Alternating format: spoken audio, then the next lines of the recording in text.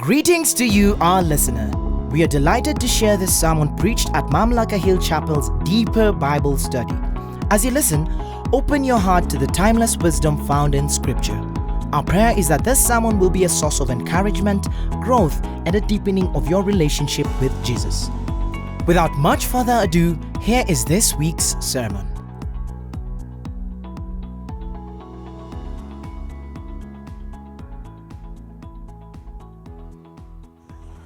And she looks content, calm, happy even. Honestly, I hardly recognize her anymore. When Hagar walked back into our camp, I thought she was going to be angry or bitter, maybe tearful. But instead, she came back quiet, steady, strong even. And I keep asking myself, Hagar, what happened to you in that wilderness? For years, I waited and I hoped that something would change in my body. Month after month, year after year, but nothing. No sign of a child whatsoever. And with every year, I felt myself fading away. Without a child, I'm worth nothing as a woman or as a wife. And I began to wonder, does he still see me? Or only what I'm unable to give him? God promised him children, descendants like the stars, and he was so excited. But the promise, it was never spoken to me. Always Abram, never Sarai. God said, God promised, God will, and I believed at first. I told myself, of course it will be through me. I mean, I'm his wife, we are one. But then, the years passed and doubt grew. What if I was only in the way? And that thought terrified me. So I took control. I called it faith, I called it sacrifice, I called it obedience. But it wasn't. It was fear. I gave Hagar to my husband, not because I trusted God, but because I was tired of waiting, tired of hoping. So I used her because she was my servant, my possession, my solution. And the child that she would bear, it would be mine as well. But then, when she became pregnant, everything broke. Every day, her growing belly mocked my emptiness. Every day reminded me of what I was not, and she knew it. She stood taller, she spoke sharper, and she looked at me like I was nothing. The slaves became powerful, and I became small. So I struck back with anger, with cruelty, with control. I made her life unbearable, yes I did, and she ran alone, pregnant, into the wilderness. And I thought, good, let her go. At least I've solved my problem. But then she came back, different, stronger, as if God met her out there. And now I wonder, Hagar, what happened to you in that wilderness?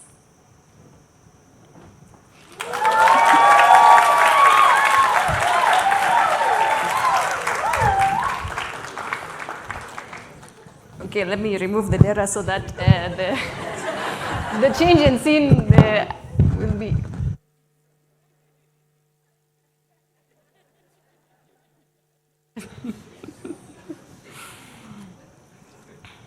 What happened in the wilderness?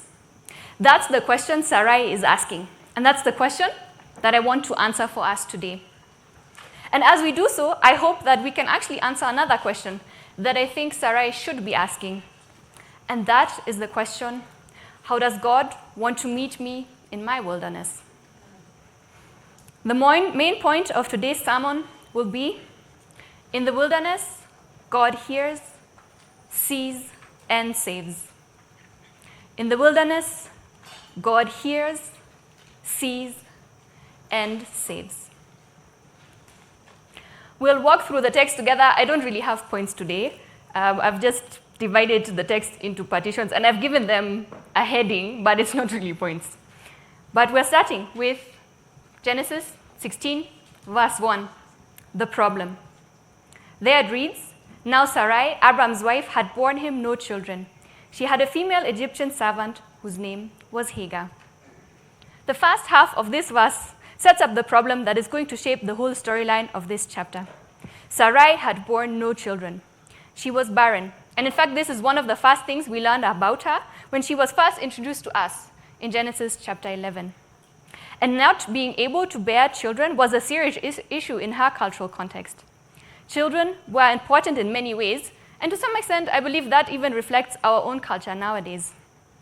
Children were important for the family to grow and for the family name to be given to the next generation.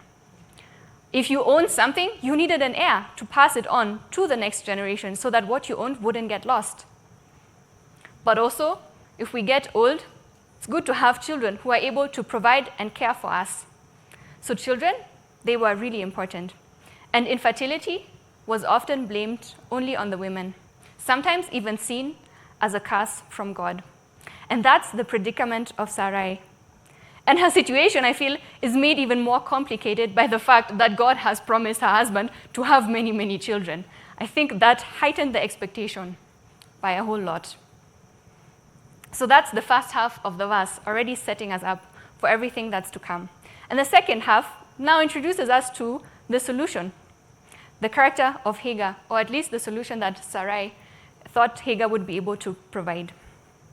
This character of Hagar, she's closely related to Sarai. And we learn three things about her in these few words. The first is her name. The second is that she's an Egyptian, and the third is that she's a servant. The name Hagar means immigrant, which emphasizes that Hagar is not one of them, is not part of the family of Sarai and Abram. Second, she's Egyptian. She likely came with Abram and Sarai from Egypt when they left there in Genesis 12. She was part of the property that Pharaoh gifted to Abram, or maybe she was given to Sarai as a maidservant when she was married to Pharaoh. And thirdly, we learn that she's a servant. She performed chores. She was owned by Sarai. She had a low status and was potentially very vulnerable to mistreatment. So this is one verse, and yet it already really sets us up for everything that's to come. And something I also want to point out is the verse structure. We don't have to read much into it, but I just find it interesting that you note the verse starts with Sarai, that's the first word actually, and the last word is Hagar. And in the middle, which name is mentioned? Abram. So I think this is a possible first love triangle that we encounter here in the Bible. Now that the problem has been set up, we move to the next section, which is the human solution and consequences. I'll read verse 2 to 4. And Sarai said to Abram, "Behold now, the Lord has prevented me from bearing children. Go into my servant. It may be that I shall obtain children by her." And Abram listened to the voice of Sarai. So, after Abram had lived 10 years in the land of Canaan, Sarai, Abram's wife, took Hagar the Egyptian, her servant, and gave her to Abram, her husband, as a wife. And he went in to Hagar, and she conceived. Let's pay special attention to how these three characters that we know show up in this section. First, let's look at Sarai. She acknowledges that it's the Lord who has prevented her from having children, though it sounds a bit like she's blaming him for it. And really, if it's God's responsibility, then wouldn't the first thing be to address him with this problem? We see another example of that in Scripture. In 1 Samuel 1, Hannah is unable to bear children, and what she does is she approaches the Lord and laments about this fact and asks for a child. But instead, Hagar doesn't address God. She tries to take control over the situation. And the solution that she suggests is a form of polygamy and surrogacy. The child that Hagar is to bear is for her. It would belong to Sarai. And that's a culturally accepted and even expected thing. In fact, there were wedding contracts at that time that would state that if the wife, after a certain amount of years, hadn't born a child, then the wife would be expected to provide another way of getting a child. So it's not like it's completely unknown. And in fact, even for this, we have another biblical example of Rachel, who was married to Jacob, and her sister Leah already had borne 4 children, and she was devastated. And she also gives her maid to her husband. So we see Sarai as someone who is frustrated, angry, bitter. She seizes control on her own terms. And then there's Abram. Honestly, we don't hear very much about him in this chapter. He listens to her voice and quietly does as his wife says. Doesn't say a single word. He is passive.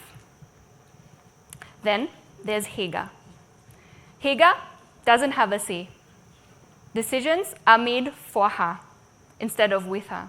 And in this moment, all she is powerless. Because how would you feel about, that decision being made of, let me give you to a husband who's probably much older than you, just so that you can bear a child for someone else? She was powerless. And that's how Abram and Sarai also see her. Because as we continue reading, you'll notice that Sarai and Abram never mention Hagar by name. It's as if they don't know it. She remains the servant. She disappears behind the role that they have given her. I'll read from the second half of verse 4. And when she, Hagar, saw that she had conceived, she looked with contempt on her mistress. And Sarai said to Abram, "May the wrong done to me be on you. I gave my servant to your embrace, and when she saw that she had conceived, she looked on me with contempt. May the Lord judge between me and you." But Abram said to Sarai, "Behold, your servant is in your power. Do to her as you please." Then Sarai dealt harshly with her, and she fled from her. Hagar, she is now a wife, and she's pregnant. Now she probably feels not powerless, but empowered, because she has some leverage over Sarai. And this results in pride. Maybe she goes so far as to say, I know that really this child should belong to you, but I'm still the one bearing it. This one will not be your child, it will be mine. And Sarai, she is understandably hurt by that. She's jealous of this young and pregnant wife. But how does she deal with her emotions? Very immaturely, I want to say. Because instead of dealing with them, she blames Abram, though she is the one who came up with this whole idea in the first place.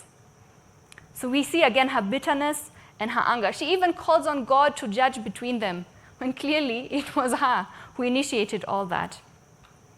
And then there's Abram. He continues to be passive and avoidant.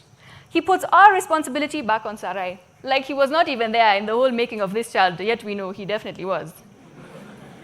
And with that, he enables abuse. Hagar is now his wife. He has a responsibility for her and the unborn child, but he does not care. In this behavior, we see strong parallels, and I know we've even made you look that up in the study, to Genesis 3. How Abram simply listens and follows without asking questions, without interrogating what Sarai is suggesting. And then once the thing has been done, the blame is shifted, responsibility is not taken. And what we see here is that behavior of blaming others, of sometimes even wanting to hide from responsibility, allowing others to make the decisions, that's a very human behavior that they participated in, and that honestly we probably participate in regularly. So Sarai's plan has quickly fallen apart, helped by her own bitterness, anger, and blaming, helped by Abram's avoidance of responsibility and overall passivity, and by Hagar getting high on her newborn power. Everyone shares responsibility for the fallout. So Hagar runs away. She escapes the mistreatment. And now she's a pregnant woman returning toward Egypt. And I just want us to think about that. That situation for her of mistreatment was so severe that she decided to go back to Egypt. She had probably been with them for quite some time as well now. And even before that, we didn't know what kind of standing she had in Egypt. If she was given away as a maidservant, probably that's all she was, even when she was in Egypt, just to someone else. Or maybe she came from a family that were also servants. So with her going back, she just exposes herself so much more. She's going through the wilderness as a pregnant lady. I don't know what that's like. I don't even want to imagine what that's like.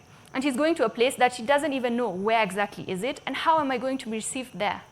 And yet she thinks that is the better option compared to staying in the situation that she's in. So that's where she is, somewhere in the middle of the wilderness, running away, running towards something that she doesn't even know what that's going to look like. But now, in that wilderness, she has an encounter. So that's the next section of the text, the encounter. I'll read verses 7 to 9. The angel of the Lord found her by a spring of water in the wilderness, the spring on the way to Shur. And he said, Hagar, servant of Sarai, where have you come from, and where are you going? She said, I am fleeing from my mistress Sarai. The angel of the Lord said to her, return to your mistress and submit to her. Before we even get into what the angel of the Lord is saying, I want to take a moment to actually talk about the angel of the Lord. Because it's possible that you have read that, the angel of the Lord, and then it can be a bit confusing because sometimes it's the angel of the Lord, but then he's referred to as the Lord himself. So who is that angel of the Lord? The angel of the Lord is mentioned here and then about 10 other texts in the Old Testament. The Hebrew word behind it is malach, which basically just means messenger or angel. So it's possible that it's a human being or a supernatural divine being.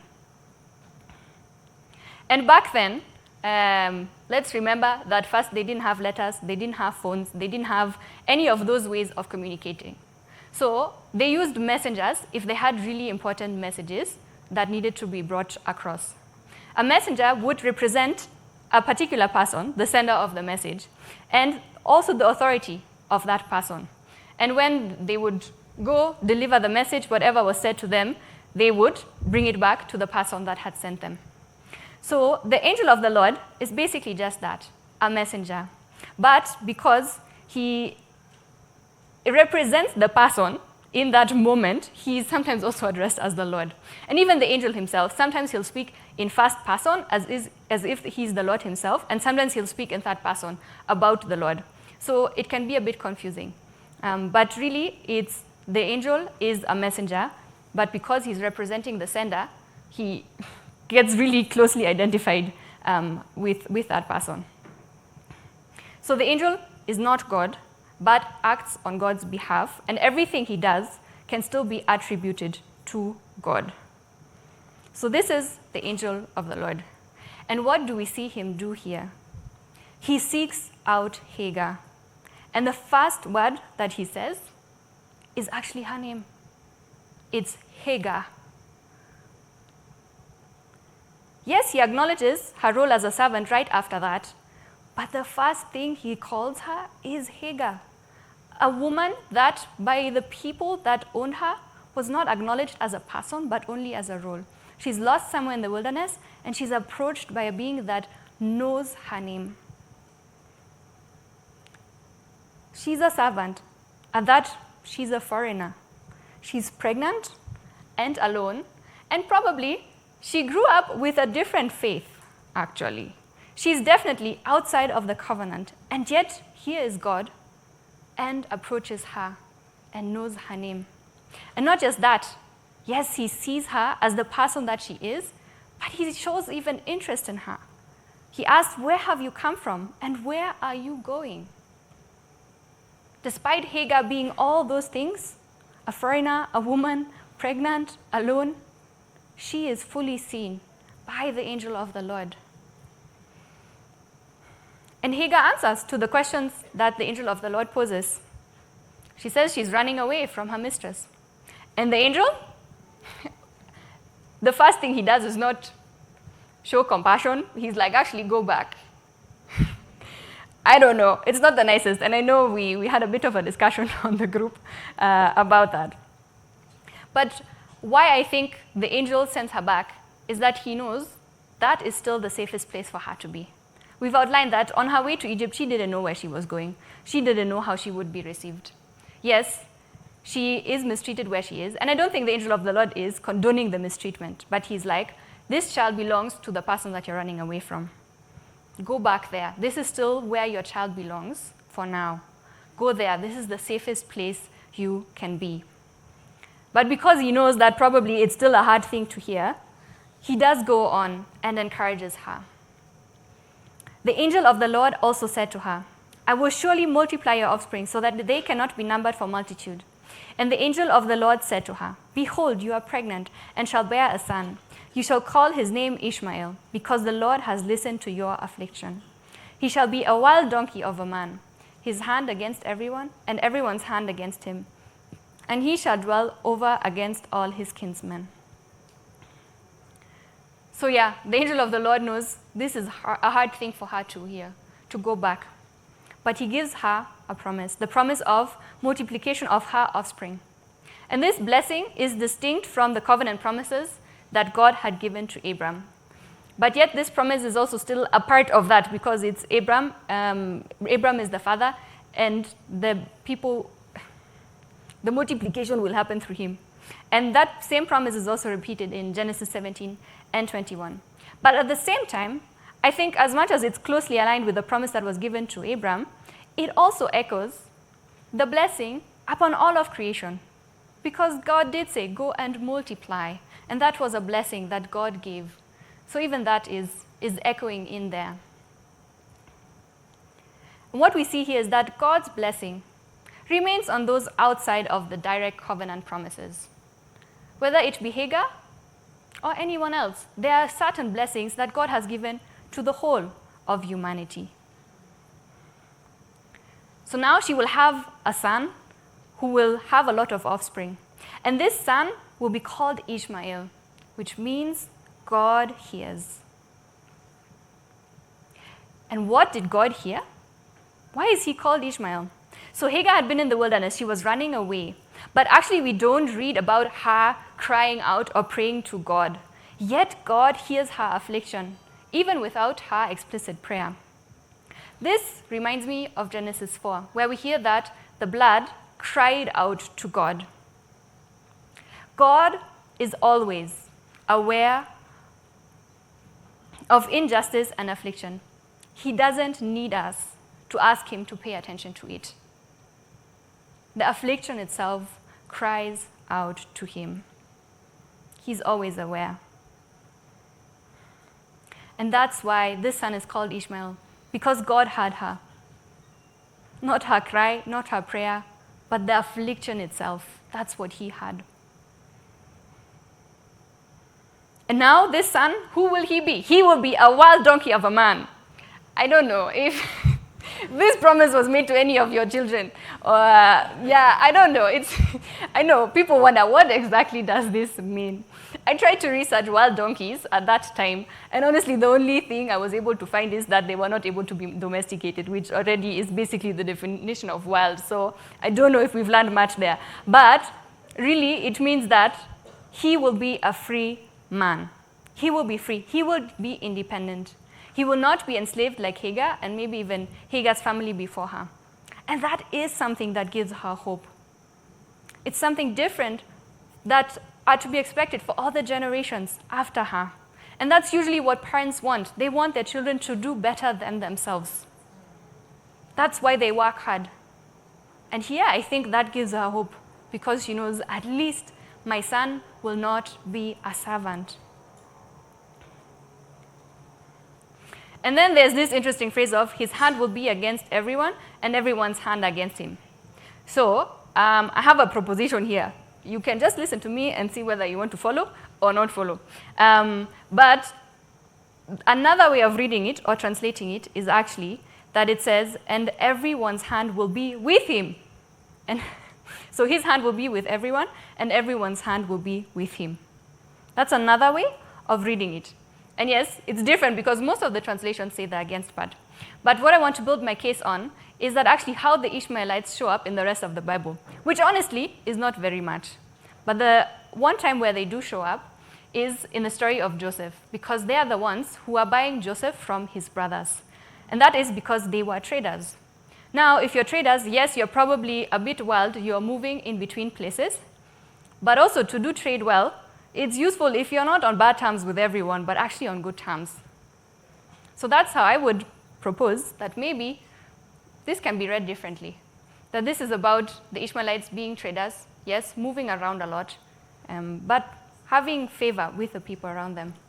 And after that, in the Bible, we don't read much more about them. We see that, yes, a lot of Arab tribes come from him, but we can't follow them after that because they simply don't show up anymore. And I know there were a lot of discussions on the group about that, but this is what is there in the Bible, not much. If you still feel like you want to discuss these things, please find Kembui. I'm not the right person for this. We talked earlier, and he allowed me to throw him under the bus for that one. So please go and look for Kembui to discuss that. So now these are the promises that she had been given. And what does she do in return? So she called the name of the Lord who spoke to her, "You are a God of seeing." For she said, "Truly, here I have seen him who looks after me." Therefore, the well, where she was called Beer Lahai Roi. It lies between Kadesh and Bered.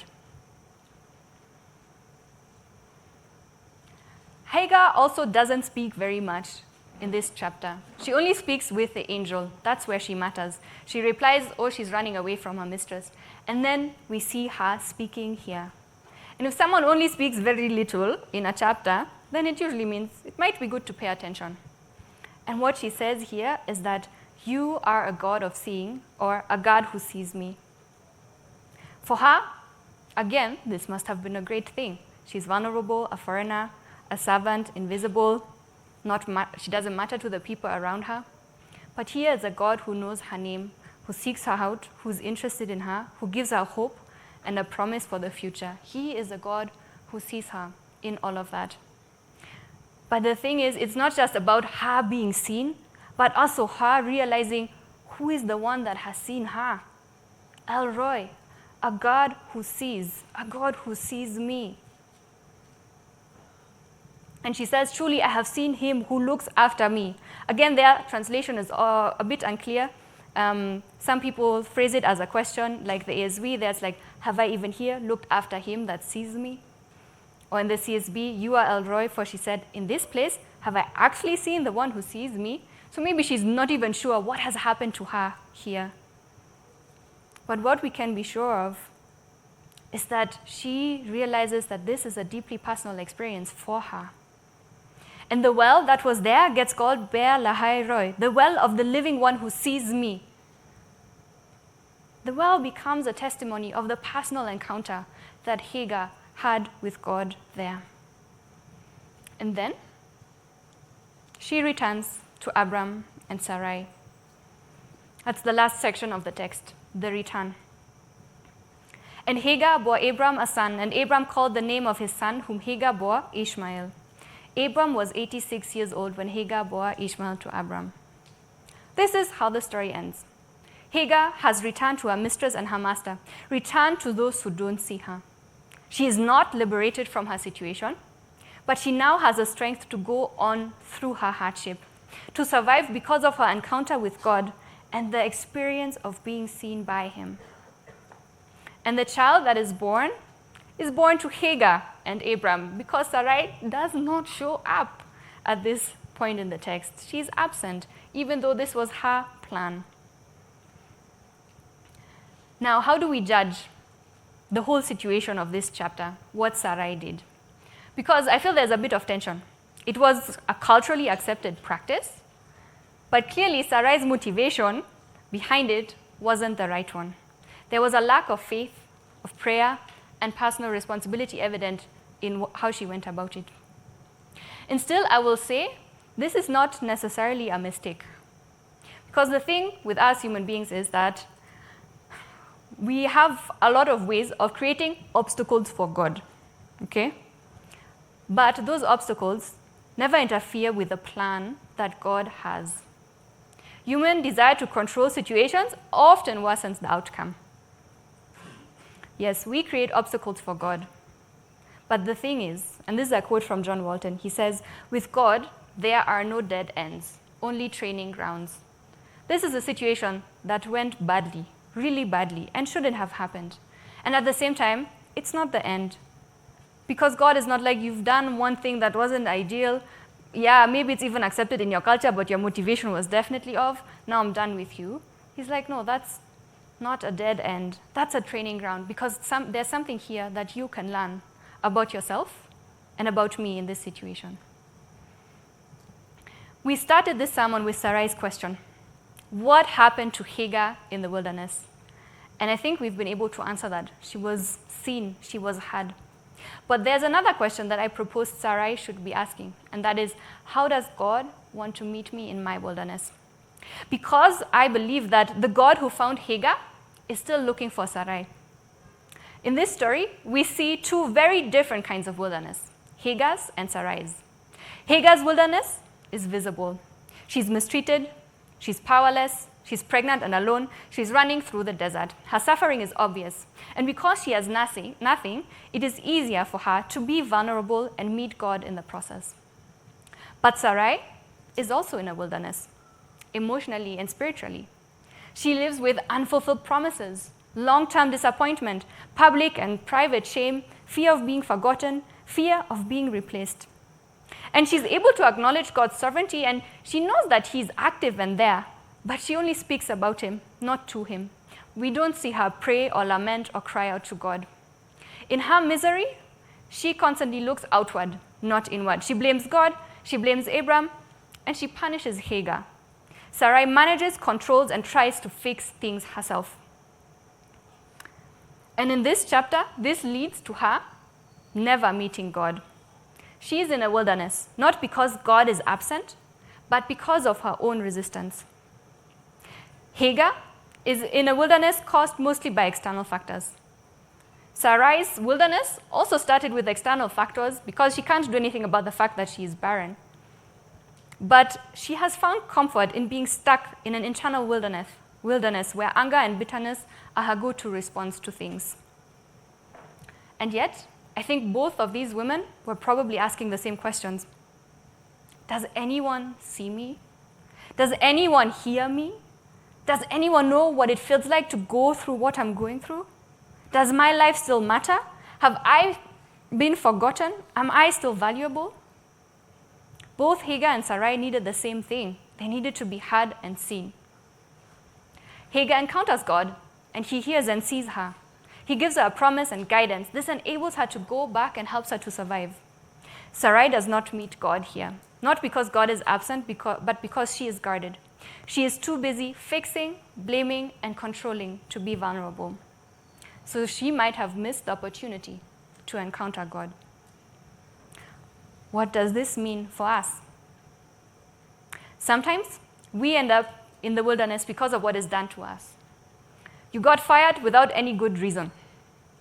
Your spouse mishandled money, and now you're in a tough spot as a family. You were wrongly accused at work or in school, and now your reputation is damaged. Your spouse abandoned the family, leaving you with school fees, food, and bills to manage alone. And sometimes we end up in the wilderness because of things that we have done. You were harsh to your children, always shouting and comparing them to others, and now they avoid you.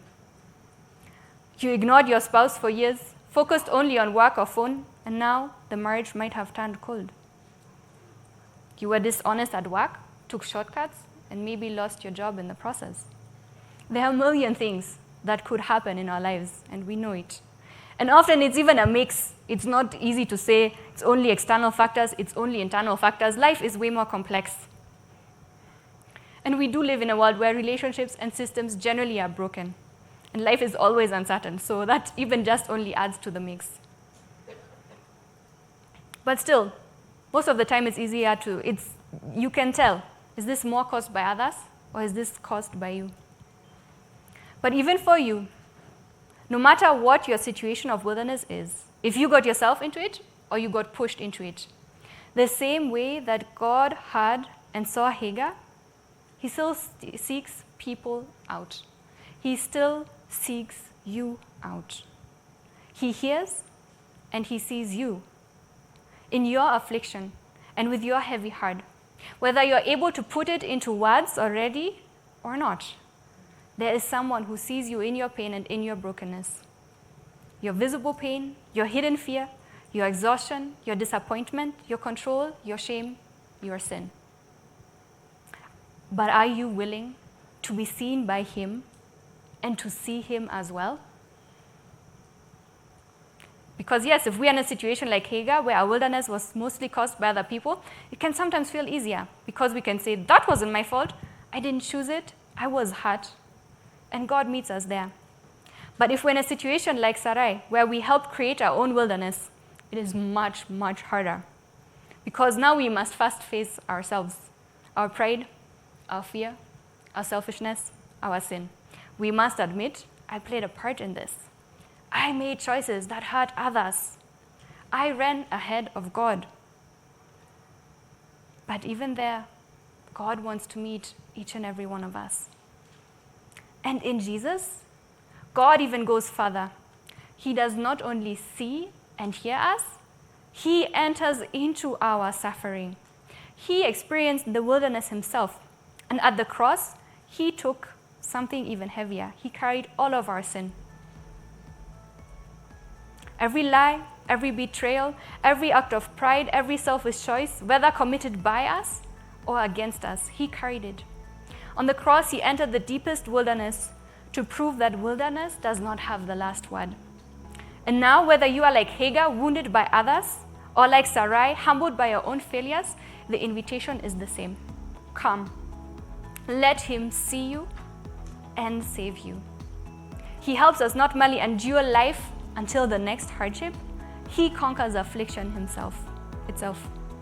Through his death and resurrection, sin is defeated, shame is removed, hope is secured, and new life is made possible. So in this story, we've seen that we have a God who hears and who sees. But because we know how the story continues and who is to come as a descendant from Abram, we also know that we have a God who enters into suffering. A God who saves us from every wilderness, external and internal. This is the God this story reveals. A God who hears, sees, and saves you in the wilderness. Amen.